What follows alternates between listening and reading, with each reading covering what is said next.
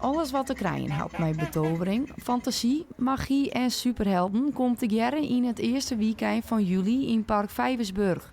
Bij het sprookjesachtige Imaginarium Festival is toch een verhaal vol elfen, ridders, mysterieuze krachten en creatieve geesten. Je loopt eigenlijk een sprookje binnen en iedereen is verkleed. En er zijn ook heel veel bezoekers niet verkleed hoor, dus je kunt er ook gewoon komen.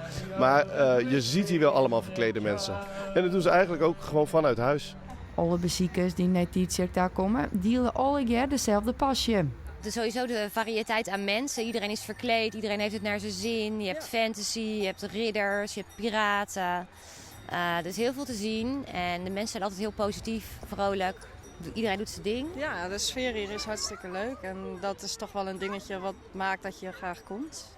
Vooral dus de plek en de mensen uiteraard. En ja, het is een klein beetje thuiskomen omdat je op zo'n mooi fantasy festival gewoon mag zijn wie je wilt zijn.